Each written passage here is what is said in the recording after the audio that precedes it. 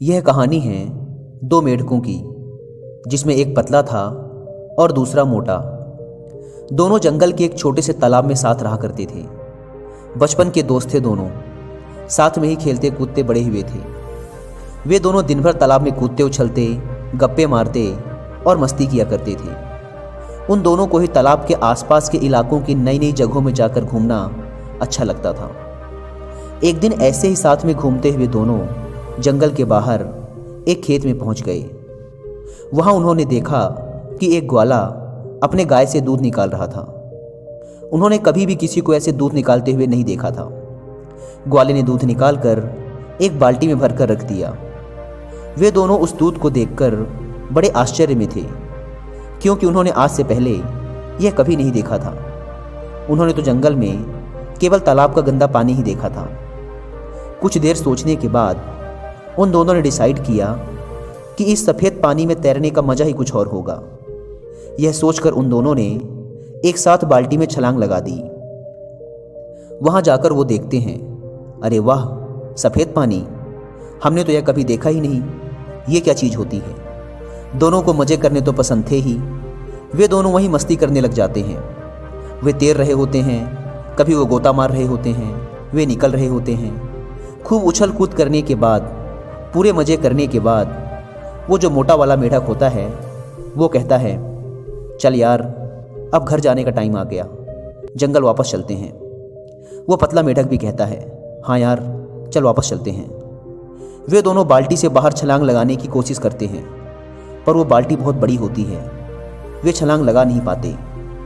वो दोनों बाल्टी के किनारे जाकर बाल्टी की दीवारों से छलांग लगाने की कोशिश करते हैं, पर वो देखते हैं कि वहाँ बहुत ज़्यादा फिसलन है। वे जब भी कूदने की कोशिश करते हैं, उनके पैर फिसल जाते हैं।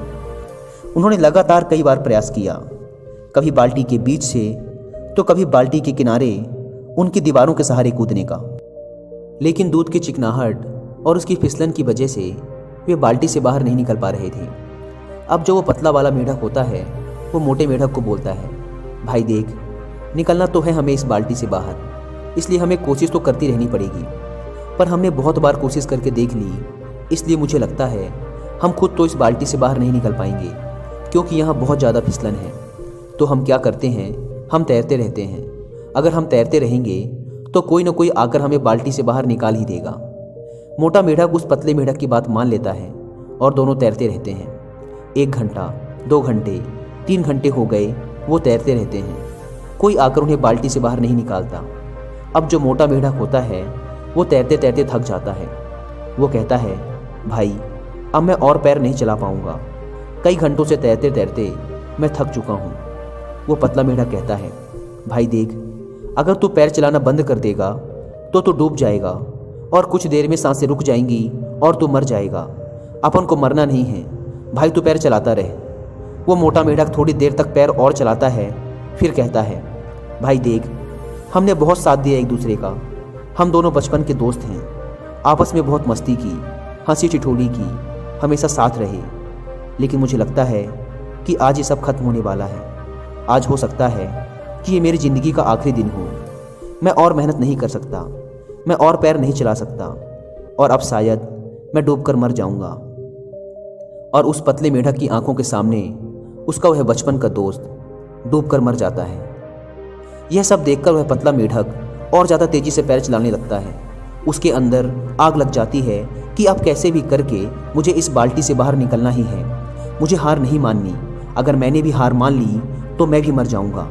उसकी आंखों से आंसू निकल रहे हैं, पर वो और तेज पैर चलाता जा रहा है। लेकिन जैसा कि हम सब जानते हैं कि अगर थोड़ी देर तक दूध को चलाया जाए तो उसमें से मक्खन बाहर आने लग जाता है।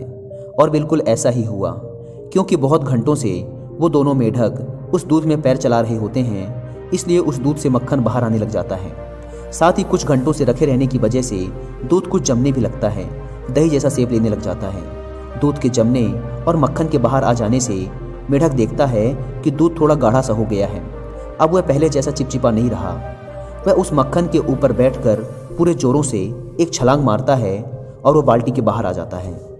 बाल्टी से बाहर आने के बाद कुछ देर तक तो उसे समझ ही नहीं आता कि आज उसके साथ क्या हुआ।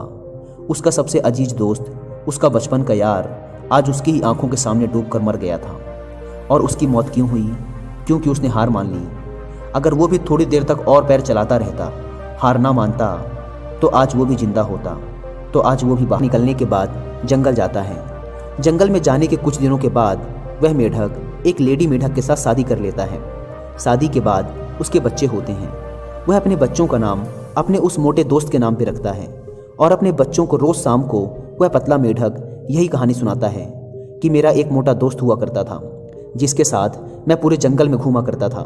हम सुबह से शाम तक खेला करते थे। एक दिन हम दोनों एक बाल्टी में गिर गए जिसमें दूध था और मेरा जो दोस्त था उसने हार मान ली। क्योंकि उसने हार मान ली इसलिए वो मारा गया। मैं तुम बच्चों को भी यही सिखाना चाहता हूँ कि ज़िंदगी में चाहे कुछ भी हो जाए लेकिन कभी हार मत मानना। अगर तुम लोगों ने हार मान ली तो तुम्हारा भी वही हश्र होगा जो मेरे दोस्त का हुआ। दोस्तों, इस कहानी से हम सीख सकते हैं कि दूध का दही जरूर बनेगा लेकिन उसमें वक्त लगता है, और अगर हमने वक्त से पहले हार मान ली तो हमारा भी वही हाल हो सकता है। हो सकता है हमें ज़िंदगी में अभी तक वो सब ना मिला हो जो हम चाहते हैं, लेकिन लाइफ में मिलता उन्हें ही है जो कभी हार नहीं मानते।